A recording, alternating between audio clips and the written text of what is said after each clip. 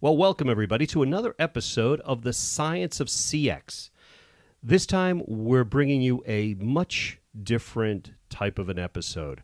And I'm going to explain it a little bit in a few minutes, but let me give you a little bit of the history of how this new special edition episode came to be. As everyone knows, in March 2020, the fever around COVID-19 caused national emergencies. It caused venues to close. It caused festivals to be canceled. It caused tours to be rescheduled and then canceled. So what am I talking about? I'm talking about the live music experience. And the title of this episode is 2020, the year our live music experience stopped. So live music stopped, and that turned into quite a long period of time. Many thought we could weather the storm, but as the time went on, it became obvious that all of music was being affected. And the domino effect has reared its ugly head once again. It was possible, according to NIVA, the National Institute Venue Association, that 80 to 90% of venues could close permanently. I stopped to think about that in reference to what we usually talk about on this show, experiences. We talk about the customer experiences. Now, normally, that's what we always touch on. But in this case, we're talking about the audience, the fan, the live music experiences. So I reached out to the people most affected and at the coalface of the problem as it impacts an entire industry and well beyond. I'm sitting in Studio Lab in Derry, New Hampshire here, and I'm joined by two gentlemen. I'm joined by Tim Messina, Studio Lab's owner, as well as owner of Event United. Welcome, Tim, to the Science of CX. Thanks. I'm also joined by Peter Ramsey. Peter is the president and CEO of the Palace Theatre, a venue in Manchester, New Hampshire. Welcome, Peter, to the Science of CX. Thank you. So, as I said before, the title of this show is 2020, the year our live music experience stopped. And it's going to be one that we're going to be talking about this for quite some time in the future, I think. And you both have a different perspective, one from the actual venue operator perspective of bringing acts in, bringing bands, bringing musicians, and bringing other types of entertainment in, and that has changed quite a bit. And Tim, from your perspective, you provide the production, and essentially you're a vendor and a supplier to all of these types of events and things that need that event production.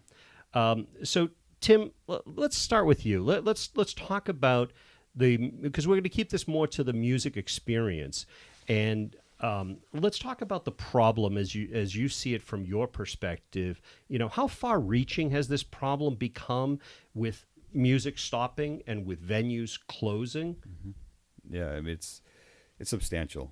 I mean, ever since March, we were getting phone calls between, it was 3 to 7 phone calls a day of events canceling that we had. So we lost about 150 to 160 events this year.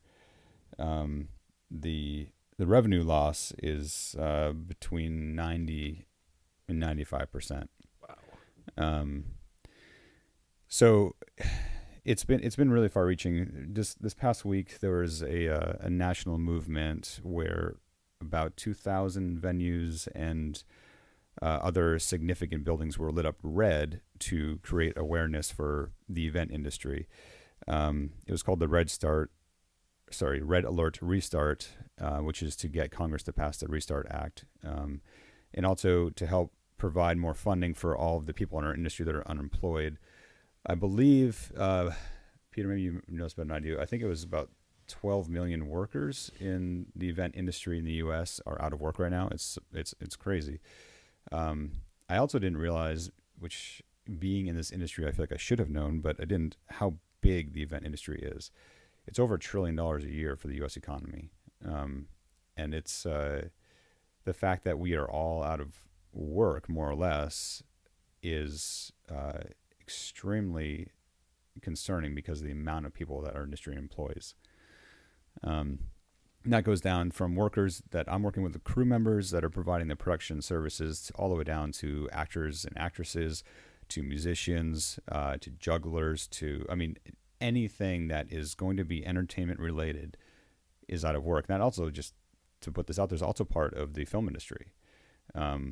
So pretty much the entertainment as a whole that required people to be together in any capacity is currently on hold.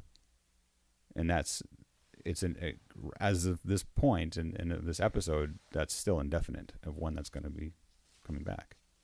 Yeah, and here we are in September, recording this episode, and it's still questionable as to when that horizon will be, and when some states are even going to allow it. I know in Massachusetts it's going to be phase 4, which doesn't even have a date. At all. It's unknown. Yeah. And I think Peter, you might know more about this too, about when. You're trying to reopen now, and so it's hard to know really what can reopen and to what capacity. And I'm not talking the 50% capacity thing, because that doesn't actually work. It's about trying to go by these guidelines that the state has put out of spacing people. And if they say 50% capacity, it doesn't actually mean anything, because when you're trying to, Peter knows this, you try to put people in the seats, it doesn't actually work, spacing around them. So, and that's where I'm kind of getting to is, for events to happen, there has to be gatherings of people that are tightly fit numbers. Our entire society is built on people gathering. And with social distancing in place, that really can't happen, because every venue is built to be close together. And there's just not enough space really anywhere to be able to do anything that would work. Yeah. Peter, from a venue owner and operator perspective, can you tell our listeners what has happened, in your perspective, in your side of the industry, and where things are at today?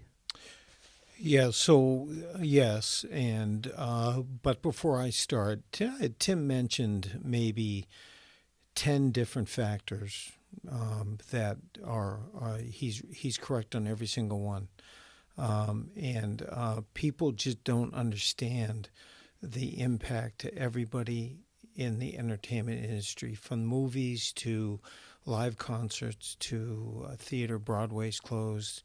The West End is closed in London.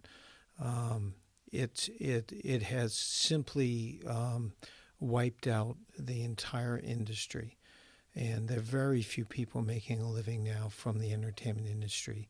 I've got Broadway actors who I'm friends with. A young man in New York, 33 years old. He's been in 5 Broadway shows. He's one of the best dancers in New York, male dancers. And he is taking real estate courses because he's not sure that he'll ever be back on stage. So it's affecting everybody. And you could spend 2 hours just covering the 10 items Tim just mentioned. It's overwhelming. And so from our point of view, the Palace Theater is a nonprofit institution. And we're one of the few theaters, the historic theaters. There are 2,000 historic theaters in America. There are 10 in New Hampshire of substantial size. The Colonial Theater in Keene, the Music Hall in Portsmouth, Concord, the Capitol Center. Tim has run events in all of these. And they're all closed except for the Palace. The Palace reopened under the guidelines, which, frankly, I helped write the guidelines with the governor. Shut the state down back in March, and numbers, the people sick started to get better in May. It got better in June, and there was a push to reopen our New Hampshire Society. That included loosely events, even though they never thought of the things Tim mentioned. So let's just talk for a minute about gatherings of people. The governor wanted to do it, and the governor's a reasonable man, but he still got the pressure of people dying, and so he asked a lot of us to become involved. Scott Tupelo was involved, so we agreed on the guidelines, which were very conservative, and basically, as Tim said, it's spacing around parties that say they're together.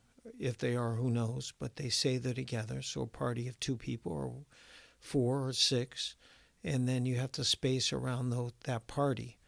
It sounds simple until you start to think, well, you have to have 6 feet.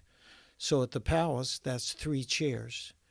And you've got to go 3 chairs to the east, 3 chairs to the right, 3 chairs to the left, and 3 chairs behind them. Well, before you know it, the Palace Theater is 870 seats. Sold out to us now is in the range of 200. Less than a quarter. Yeah. You know. So what's happened is everybody who runs a venue has kind of walked through this with a tape measure and with a guy like Tim there to help them.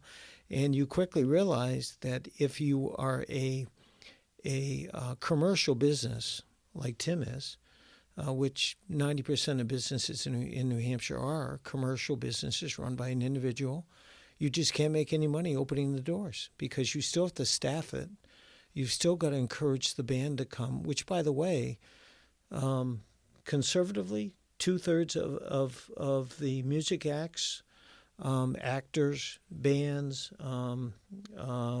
comedians, just go down the list, are nervous about playing in front of people. Number one, they haven't rehearsed, and number two, they're nervous about getting sick. Yeah.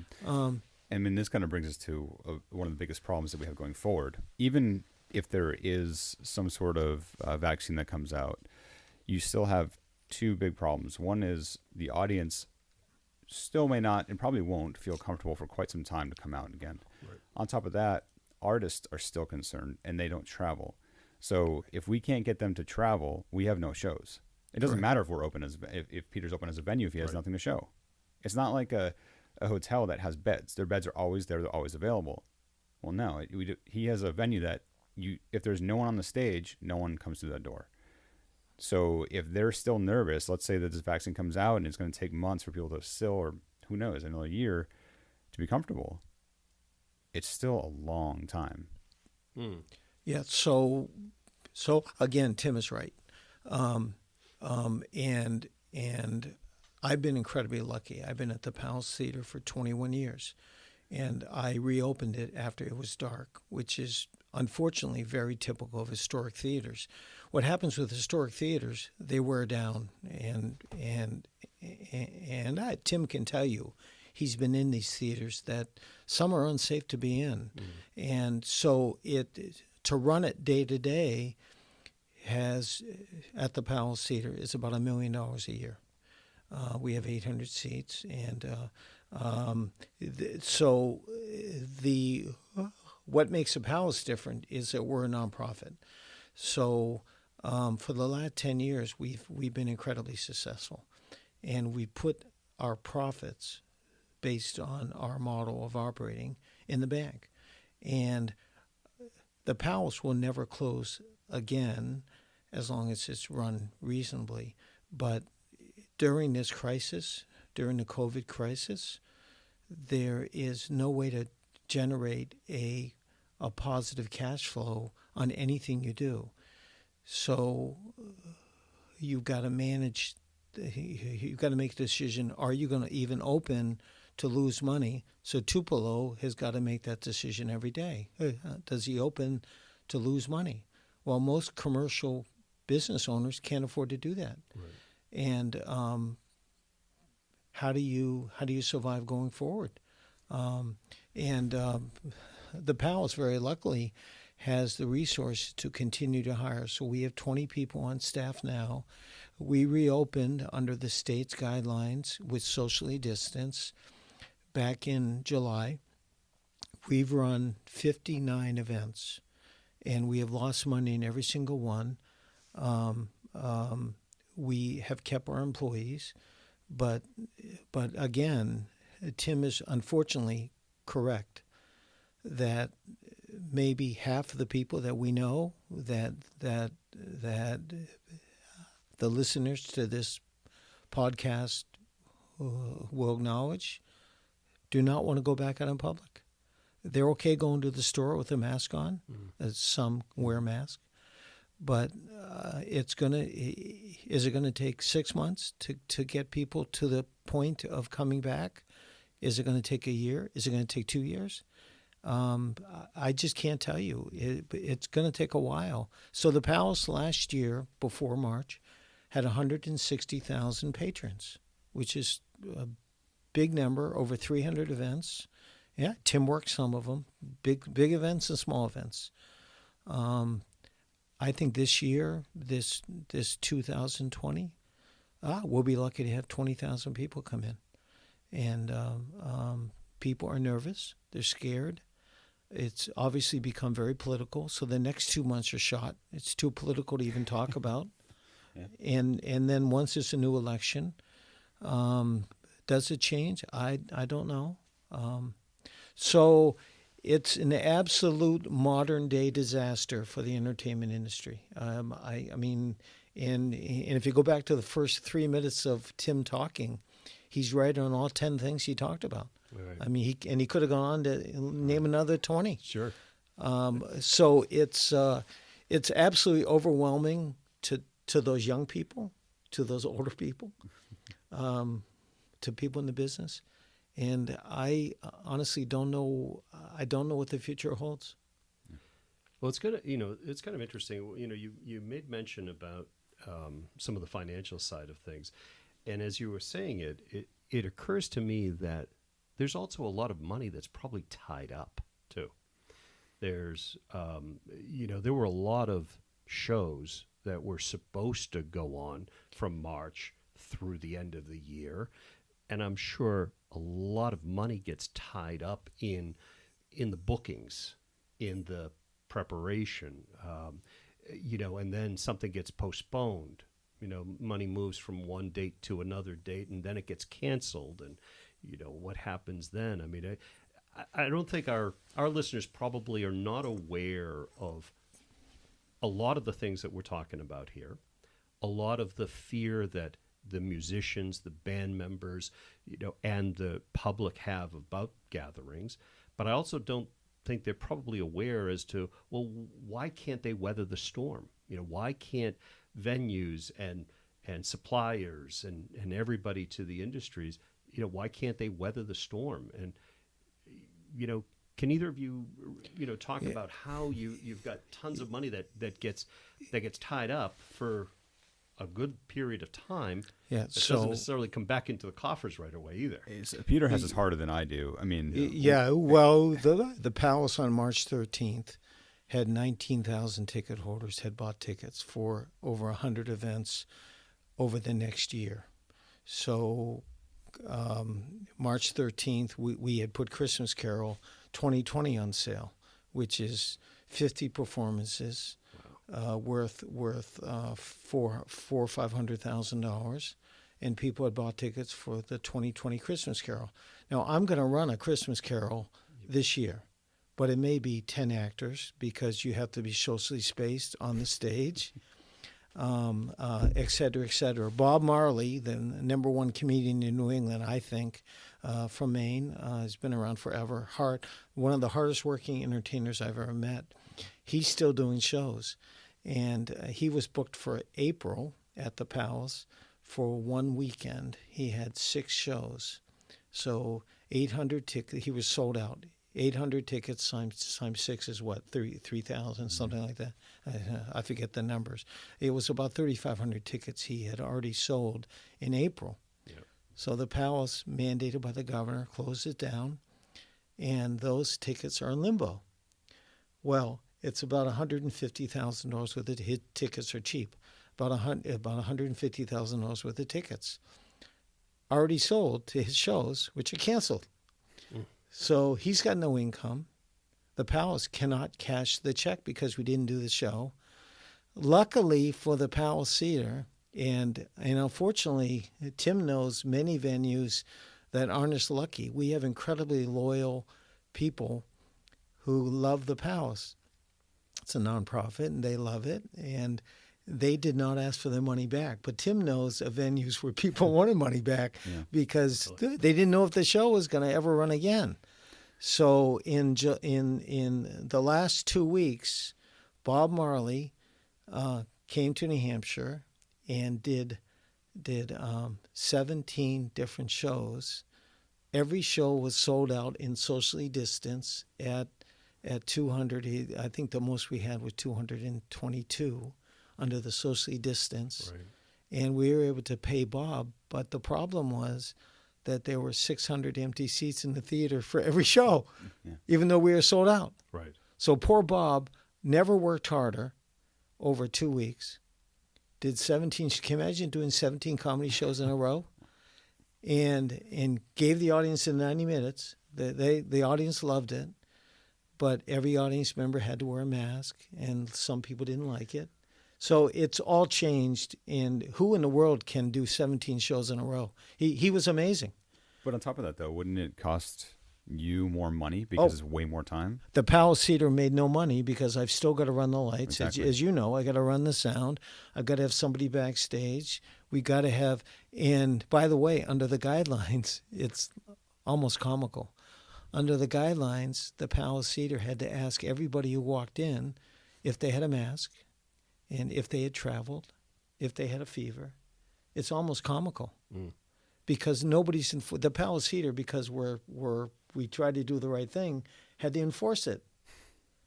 I mean, there was no police officer there. Right. So it's overwhelming to think about the future. So. Yeah, and from my perspective, we don't. So where Peter's going to get ticket sales and hold on to that cash to put towards the event or whatever. I'm not sure exactly how you guys do yours. Yeah. We would be. Let's say that we were to come in and provide audio for one of your shows.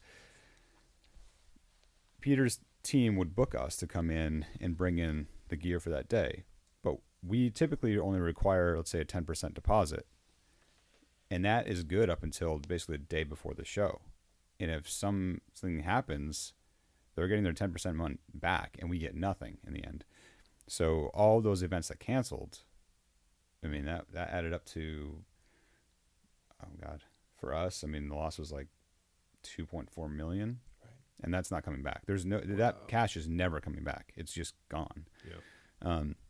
And to, maybe to your listeners, that might sound like a lot, but when you're talking about having a full staff and overhead and stuff like that, that's gone like that. So yeah, so at the Palace, our budget last year was $5 million in 2019, the normal year. We hired over 250 people, actors, sound techs, painters, directors, everything, bands, comedians. Right now, from March 13th, as of today, we are short $1.9 million. Now the good news is I've gotten some PPT and we gotten a grant from the state of New Hampshire, but of the 10 historic theaters in New Hampshire, they're simply closed. A majority have laid off all their employees. It's incredibly sad, and Tim's right. That money's not coming back. And the PPP money was helpful. I think though, for a lot of our companies that are in the event industry, it was kind of prolonging the inevitable, which is they're going to go out of business. There's just no way to survive it. Right. There are companies there that have pivoted and done some things, and I know you want to talk about that at some point, but there are things that we can be doing. It's just that everything is substantially less in numbers. Yeah, the hard part, which most people don't think about, is that great guitar player who's really talented. He's 55 years old. he's played the guitar his whole life, and he's played at the Palace, and Tim has set him up at events 100 times. A great guy, great band, and they just have nowhere to play. Assuming he's comfortable playing, assuming he's comfortable putting his guitar in the car and going to XYZ venue and playing for a reduced fee, by the way. The Palace has rescheduled over 100 events, bands from all around the world. And unfortunately, some of those just won't play. The band will break up, they won't play, et cetera, et cetera, et cetera. So and that poor guitar player has now 5 months later has had no income. Has he had the energy to rehearse? Has he had the energy to write a new song? It's something I really don't want to talk about, but it's the truth. It's mentally difficult on people. This has been overwhelming. Once a week, I have trouble getting out of bed. I'm just overwhelmed by the thought of these good entertainers that I know personally that are just not working. They're just, it's one thing to say I can play golf every day, but the guitar player loves what he does. Mm-hmm. He loves it, and they're just not doing it. So it's hard. Yeah, and that's one of the things about our industry is I'd say most people love their job. Oh. Right. It's a very unique industry in that even stagehands and people that are pushing cases around, having to lug equipment, they do it because they love it. Right. And there's a lot of people that are doing that. Right. So for us to not come to work, yeah, we could go play golf and do these other things and spend our time elsewhere. It's pretty brutal on the creative society to do that. We want to use what we do because we're passionate about this. We all are. I agree 100%. The creative society in the world, not just America, has really taken a body blow. Yeah. Well, I think it's in people that get the greatest experience, it's in their soul, it's in their DNA. Yeah. To be creative. And to your point, Peter, when people can't be, when they don't have the venue, they don't have the outlet to be able to do that, it is probably, to say the least, depressing, but it will have long-term effects on people. So, I think one of the things we could take away from what we just talked about around, the finances and everything is that, for folks out there that are holding tickets, that are holding tickets for something that's getting canceled or that's getting rescheduled, et cetera, just bear with, everyone Correct. In that. Correct. And just hold on with them. Do your part to, keep the industry as vital as you possibly can. But let's talk about the pivot, right? So, we're seeing some venues are trying to pivot a little bit. They're trying to provide those of us that have felt the loss, and quite frankly, the live music experience is such a visceral feeling in one's soul. If you've followed a band or a musician or a comedian, to be in their presence and to listen to that song that you've played till you've worn it out, and to listen to that favorite guitar part or that favorite drum solo, it is such an experience for everyone that goes to it. It's a real loss. People are they're grieving over it, and I don't think a lot of people have thought about how deep this really is, and how hard people like yourselves are trying to create some experience, right? That we know if we can't be together shoulder to shoulder for some period of time, what are the music experiences that we can get?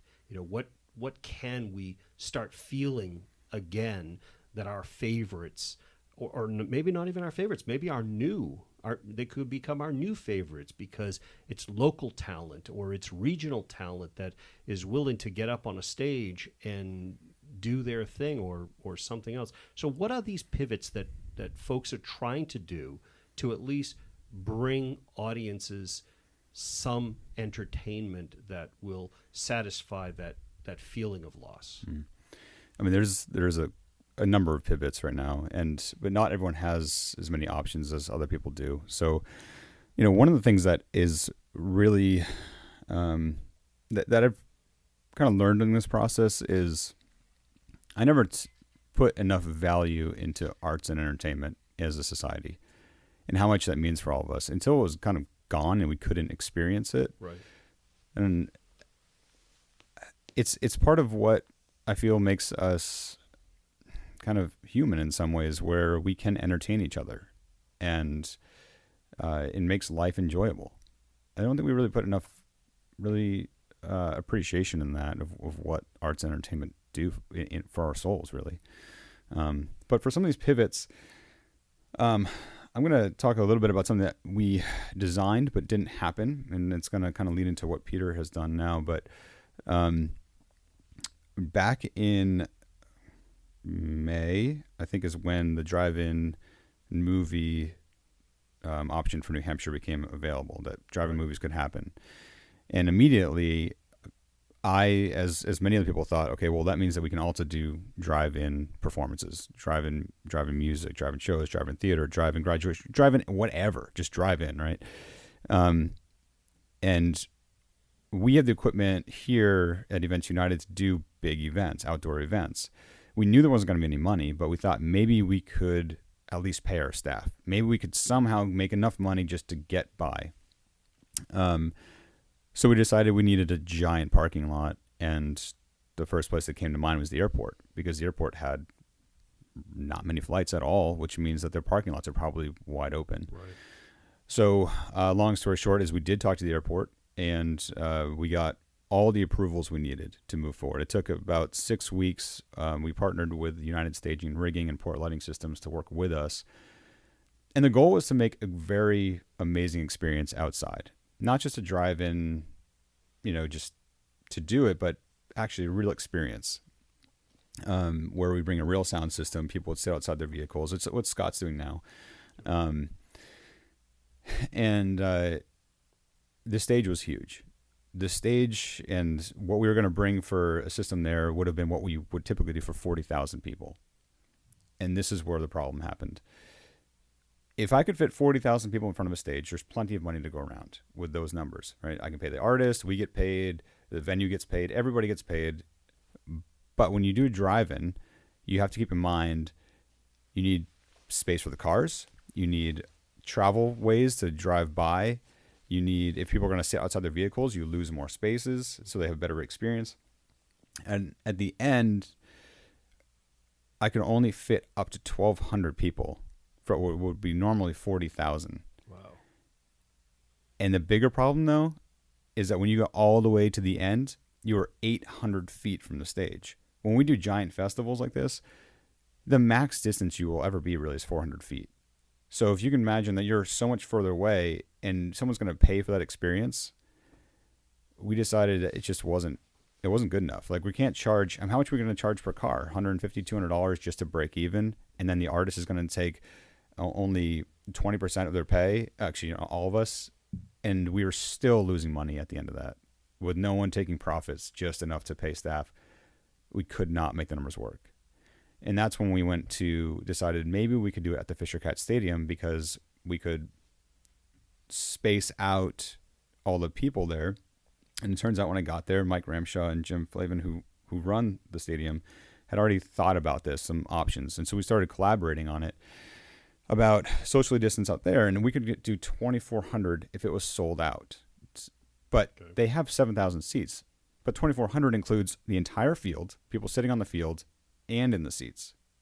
So every ounce of space, but when you add socially distanced aisles and the seats, space between seats, it wasn't working for us to bring in a big stage and do this. And so that one we kind of also turned down, but there was an opportunity there for Peter at that point. because we were only looking at a large scale option. We weren't looking at anything small because for us, that's what we do. Without anything larger, there's just no way for us to make any money. And so, and Peter has kind of taken advantage of this, where the city has partnered by giving a stage. Small stage. Yep. But I mean, this is kind of a pivot for Peter, which I'm sure he can talk a little bit about. Yeah, it's. I agree with Tim again. It was a great idea to do the drive-in. Really difficult to fit the number of cars you need to pay the bills. And unfortunately, at the Fisher Stadium, we've done now 7 shows down there. Tribute bands, recycle percussion. The Pals did their own show on a city stage where the city partnered with the Fisher Cats, and they're not charging for this. It's a very small stage, but it's not paying the bills. Again, right. Even to an outdoor space that seems very safe to me. The weather's been fabulous. People are still not coming out. So it's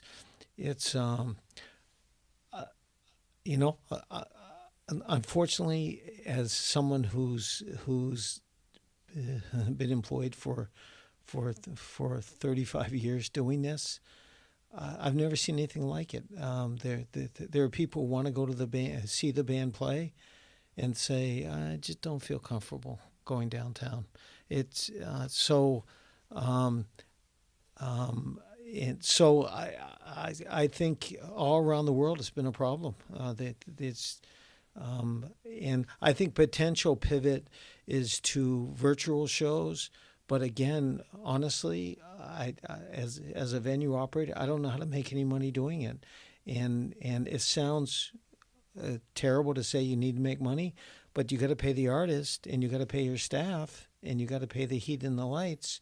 So for the Palace Theater, one small venue downtown, 800 seats, the electric bill in July was $4,500. That's a lot of tickets. And I got to pay the bill because the air conditioning is running. It was so hot, it was running 24 hours a day.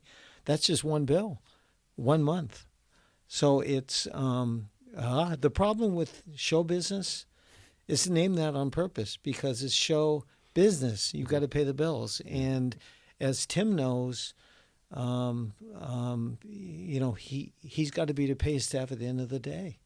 I'm not sure what the pivot is. Hopefully the pivot is that we as a society begin to believe that it's worthwhile going outside with a mask on and being conscious of the person you stand next to in line. So here's something: if somebody listening to the podcast wants to check, Phantom of the Opera, which is organized by Andrew Lloyd Webber, is still running in Seoul, South Korea. 1,800 seats a night, 8 times a week. Mandatory, you wear a mask throughout the whole show. And it's still running. They've only had 1 or 2 people get sick.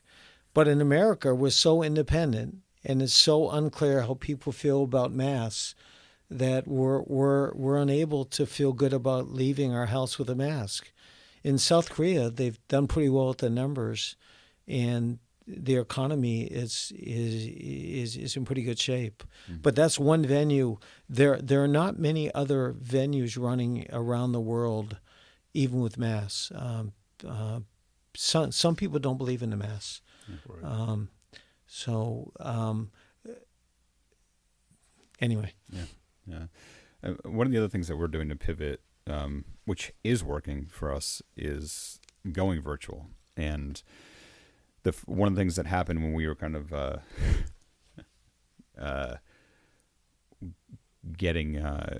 realizing how bad this was going to be back in April was to turn our facility at Studio Lab into a virtual event center. Yeah, that was a great decision. Yeah.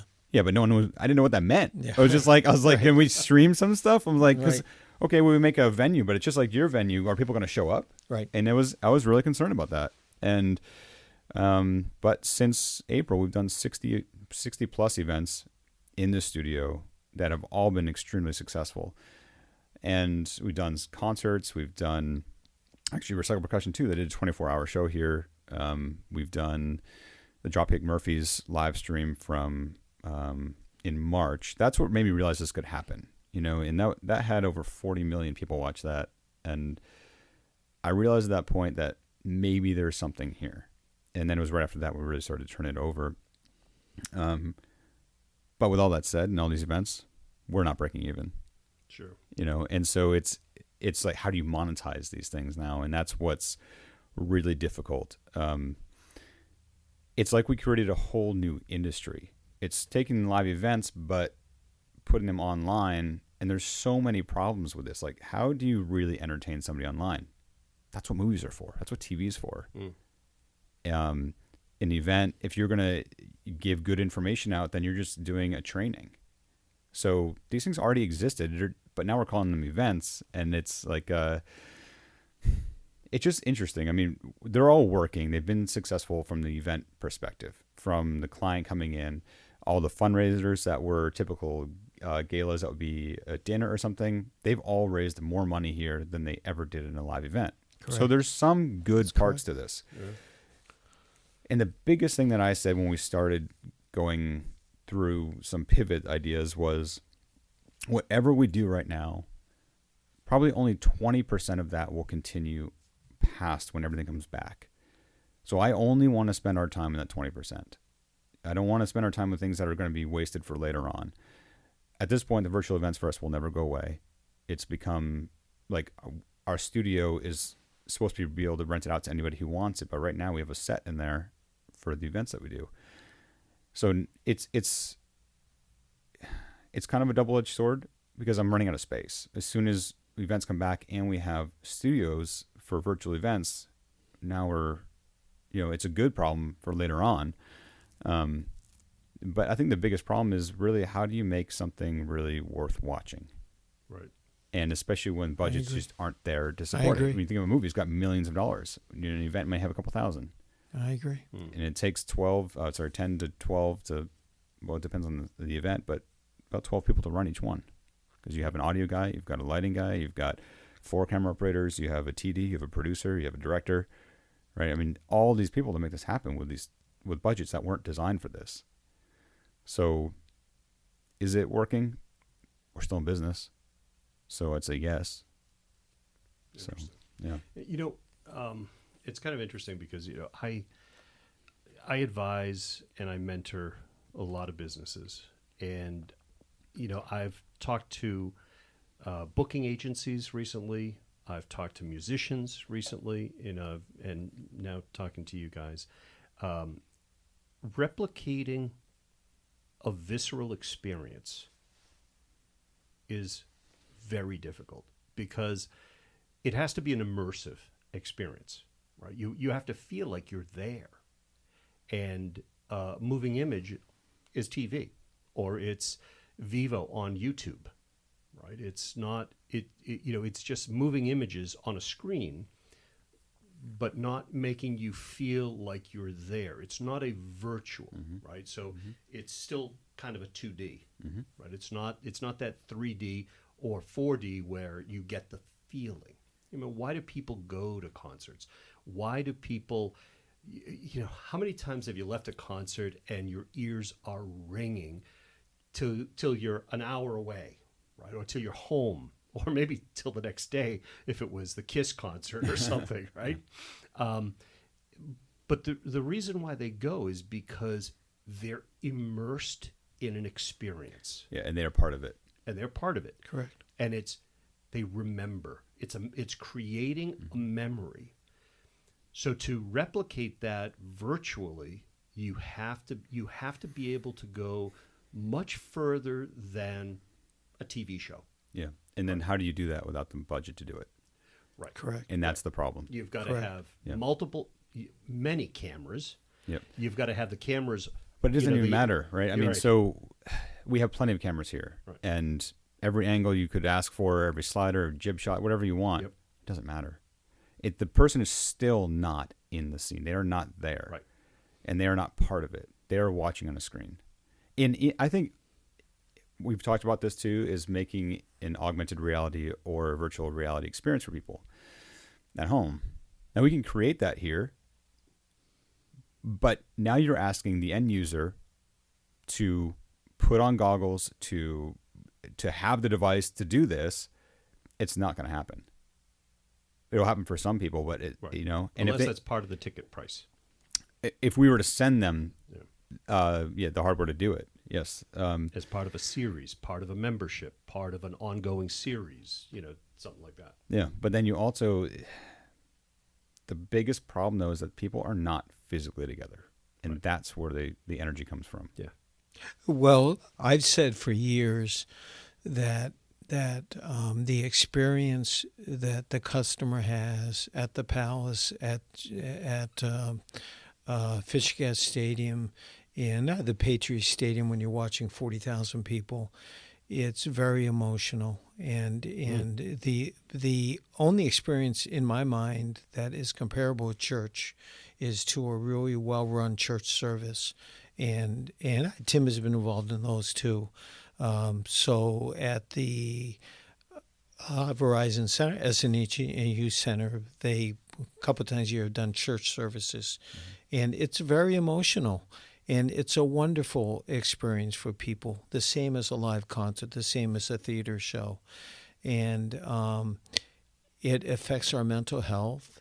It affects us living together with one another, and I contend part of the reason this summer has been so painful to live in America or the world is because there's a lot of less social gathering. I don't know about you two. I enjoy being here with you right now. It's fun to talk about this. It's good for me to talk about it. Yeah. And It's to be by, cathartic. no, it's the truth. But to be by yourself in your office, worrying about how you're going to make payroll next week and not do what you love to do, is really hard. I think it's emotional. The social gathering part is emotional. It's psychological. It's good on 42 different levels of the human experience. And how do we get back there is probably a 2-hour discussion. I just don't know how we get back there, and I don't want to be negative. I try to be positive every day when I go to work. The last thing I say to myself before I walk in the building is, you have to be positive. As a leader, I think Tim would agree with me, you have to be positive. You can't be constantly saying to your employees, oh boy, what a terrible day this has been. You just can't do it. No, but I think one of the things though that's for me that keeps me really positive is that I know it will come back. I hope you're right. Yeah. Well, think about it. Yeah. We as human beings love to gather. We love to be I together, agree. and we thrive on that. Yeah, and I agree. without, as soon as that option is back, we're all getting back together again. And I'm not concerned about that at all. It's just a when, and do we get to that point? Yeah, I agree. Yeah, no, I think you're right. I think if we had some doctors here in the room, they would tell us that there's a chemical effect too. Yeah. That something happens in the brain or something happens in our bodies as a result of that healthy high that you get when you've been, immersed in the bands or comedian. I mean, I can't tell you. I think the last time I went to a comedy show was probably 9 or 10 months ago up at Hampton at the Casino Ballroom, and I was on the floor laughing. Yeah. And I felt so good for days afterwards. Oh, absolutely. Yeah. You need that. And, you can't get it by watching YouTube. You can't get it by, flipping through the channels and finding a comedy show or listening to Netflix. It's fine, but it's not the same. Right? No, it isn't. It's not. There are no close approximations to live experiences, and that we know. We're also, at this point, we're also hearing that some famous venues around the country are shutting their doors permanently. Some in Boston have already announced that they're closing. If the primary markets like a Boston are finding that venues can't make it through this, and what's going to happen in the secondary or the tertiary markets that rely on those markets to feed into them, right? Because if big talent comes to the Boston area, then maybe they come to Manchester, they come to Derry, they come to Concord, they come to the other markets, and if they're not going to, some of them aren't even going to go to Boston, it may be longer before we see them. But just in general, the fact that some of these venues are probably going to be closing because they can't pay the bills, they can't keep people employed, they have to make some very hard decisions. What's that going to mean for the industry where some of them are very well known, whether it's rock or it's jazz or whatever the specialty is. That's going to hurt everyone, I think. Yeah, it does. And I think one thing that you have to, basically what you're calling it, it's a tour, right? Yeah. And a tour is for a reason, because it makes it cheaper for everyone else to do.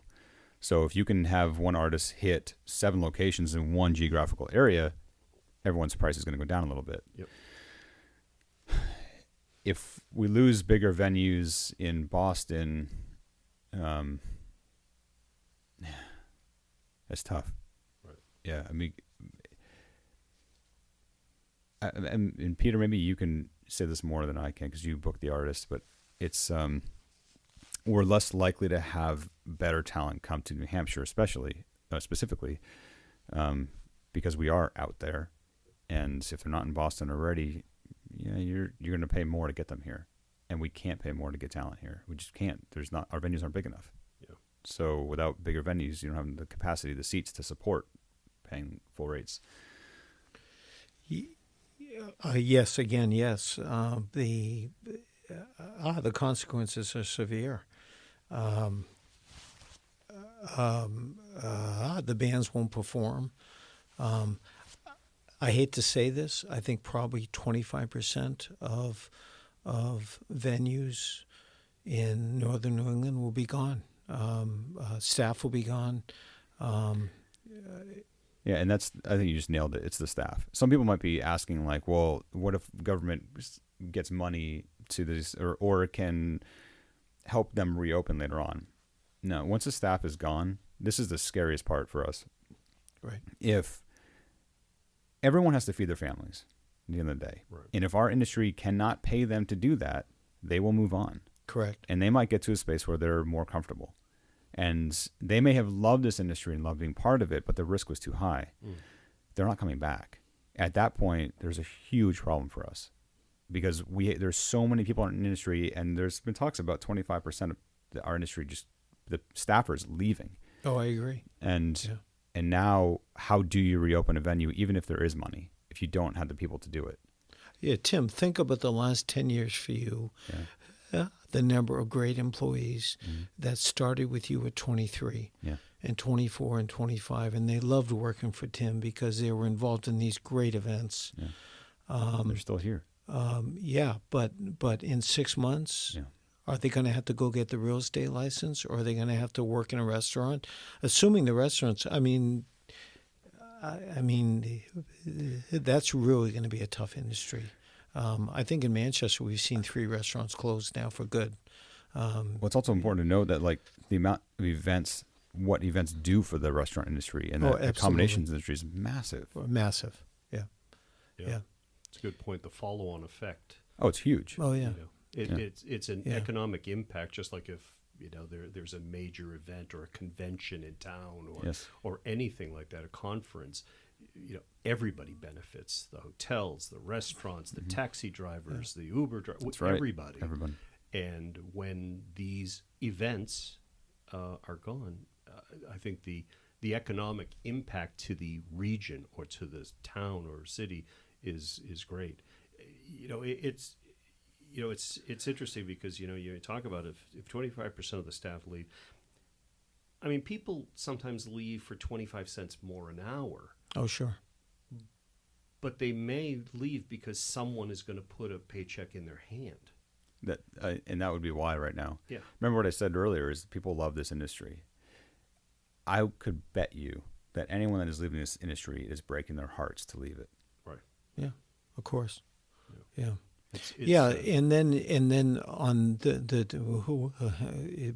back where we started, when Tim covered those 10 points, all up and down the spectrum. For example, I talk 5 times a week to agents of these bands all around the world.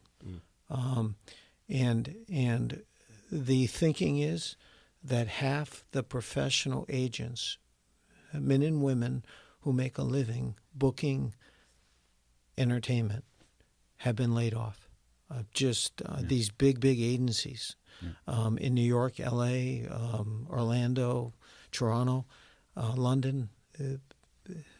Last 2 or 3 months, they lost their job because the bands aren't touring. The acts aren't touring. And what's going to happen in 6 months? Is it going to be 75% of those people? So then how do we re-engage at some point? That's just one segment. Right. Your Rolodex will be stale. Right. I mean, beyond the bands and the acts, you have those people that sell the acts. So it's up and down the spectrum. It's overwhelming. If you start to think about it for a second, it's really overwhelming. Yeah. No, I recognize that, and that's why I wanted to do this special edition series, because it's not only an experience from the people that go, but it's the experience that everybody's dealing with. Whether good or bad, we talk about experiences on the show, and and we want to be very honest about what's going on. And maybe people have not looked at every bit of this yet.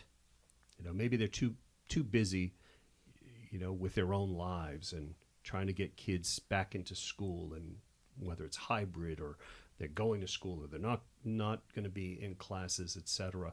There's so much going on in people's lives that maybe they're not concentrating on what they're missing. But I think it's like anything. Eventually it hits you hard. And I think people are in for an emotional awakening as to, what are we missing? Not only the social that we talked about, but they're definitely missing not only the gathering, rather, but they're missing that healthy high that they're not getting. And so what is resulting is fatigue and exhaustion around everything else. And it's just hard, like you said, one day a week, it just feels like, maybe I'm going to stay in bed a little bit longer. Right. Well, you got to think about when you go to see performance, how excited you get, and that you're in 2 weeks I can't wait to go see this show. Well, there isn't that right now. Not for this industry anyway. Right. So people are finding other things to do though. I mean, like mountain biking. There's no bikes anywhere. Like you can go to any store you want and they're all sold out, which means people are filling that need with something during this time. And so that's what I was saying before. It's not going to go anywhere. And we will come back, and those of us that can get through this, I feel, are going to be stronger than we've ever been. Oh, I agree. Yeah, I agree. Yeah, we talk about expectations. What you expect before the show, and so the expectation. We talk a lot in customer experience as the expectation before the show, the expectation during the show, and then the expectation met or not met after the show. Right. So, and then that's the experience. But experiences come in so many different flavors. It's not only that immersive, visceral experience we talked about earlier, but it's the sights, the smells, the feeling, the rumble, sweat from the person next to you. Right. The beer that was spilled on your back from the person in the balcony above you, which happened at the Styx concert I went to a couple of years ago. But it's all of those things. It's that, and can I get that one shot that I could put as my wallpaper on my computer? It's all of those things, and that's what we're not experiencing right now. Yeah, and it's going into kind of an unfamiliar territory, which makes it exciting too. And every time you go to a venue, if you go to the Palace Theater, you walk in, and it's the kind of the awe-inspiring, the history of it, or the coolness of some of these factors. Some of these venues, and then you're with all these other people that are all excited to do the same thing. They know what they're in for. They know they're going to see the same artist that they're so excited to see. You know that person's been listening to it since they were, 15, right. And you have too, and you're all there together. I mean, the expectations of a show, and I think what kind of makes it fun is you don't actually know what it's going to be like until they start playing, and then you're in it, and it's just like, this is where I want to be right now. But it's not only social, but it's like-mindedness. Yes, yeah. It's we all like this band. We're all have the you get the T-shirt from the tour from 2004. You're still that's great. I didn't make that one. It's the fact that you're not only being social, but you're around kindred spirits. Yeah. Right. That are all there for that electric experience, and we feed off each other. Right. We feed off the band feeds off of the audience. It's it's a give and take. I mean, I talk to playwrights, and how the actors on stage are actually the ones providing an experience, but the audience has to take that experience in and react. You nailed it. So when we do events here, and Peter was here as well for one of the events that we did, it's a bit weird, right? So you're trying to kind of entertain people or tell, and there's no one in the room with you. Right.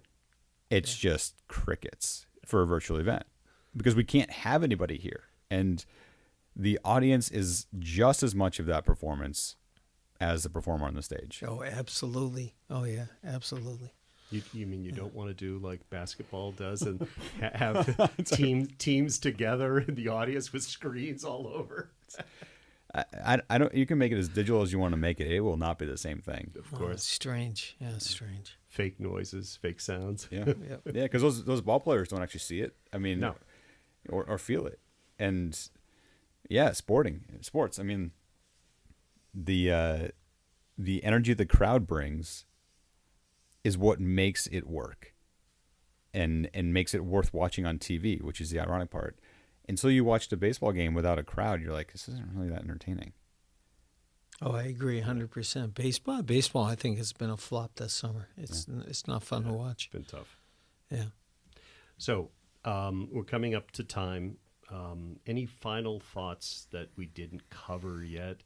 I'll start with you, Tim. Yeah, I think because you were interested in music, and one of the things that musicians have been doing that has been working for them is performing from their homes or at a local studio or something that allows them to put on a good show from their household or somewhere that's not having that people. And we know a couple big artists that we were going to have here that couldn't travel.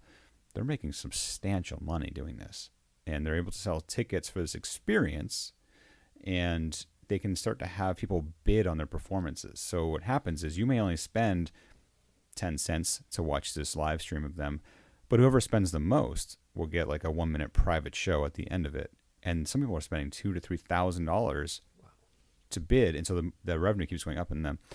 It makes me nervous personally as for live events, because it means that artists, if they're about the money and not about fan interaction, they don't have any real reason to travel. And when that first happened, I was really concerned about that. Luckily, though, I think that's kind of dying away in some form, and because how many times are people going to be able to watch the same thing? So it isn't the same. They're going to find out. It was cool, and I got that kind of private show, but I wasn't with anybody, and I didn't get to go out back and grab a drink wait in line for 10 minutes, and it's not the same. So, but it's an option for some artists to at least get by during this time. Yeah, I think it pays bills, but more so, I think it keeps their fans engaged. Yes, yeah, for the fans, it's a big deal, right? Yeah. So that it means that artist is active. Yeah. And that's also an important part of all of this too. Of course it is. Yeah. Without the artist and without the talent, none of us have a job. Exactly. Peter, any final thoughts? Yes, I think it's incredibly important that we remain positive about our lives, about those people you know, to try to be thoughtful, try to be kind. It's very easy to become negative about the entire. It's now going on 6 months. I hope we're not back here in a year still talking about this. Has it only been 6 months? Yeah, right. It feels right. longer. A lot longer. But it's difficult to fight through it. And as long as I'm around, I'm going to continue to try to care about our employees, to care about people like Tim, and that whole spectrum of entertainment. And also what you said, half an hour ago about a ticket holder. A ticket holder for Tupelo or for the Palace Theater or for Hampton Beach Casino or for the Wang Center in Boston is incredibly important. That you think about the venue, where places you've been, to be kind to the venue, be patient with the venue. I think we're all trying to do the best we can. I think our kindred spirits, the emotional commitment we have to the industry, if your listeners can think a second about that and try to keep it close to the heart, it will come back. And when it does, I think we'll all be better for it. Great. Well, I want to thank you both for joining me, Tim Messina, here at Studio Labs and of Events United, and Peter Ramsey of the Palace Theater in Manchester, New Hampshire. This has been a great conversation, and thank you both for joining me today on the show. Thank you. Thank you very much. Well, everyone, that's another episode of the Science of CX, a little bit different, but I'm sure you'll agree that this subject is important, and our experiences around it, just to say that music will survive. How we experience our music may change, may morph, but music lovers will hopefully come back and get back the experiences they love in music, and just keep the hope, keep the faith, and as always, stay safe, stay healthy. I'm Steve Pappas, your host, and you're listening to The Science of CX. Until we meet again, take care.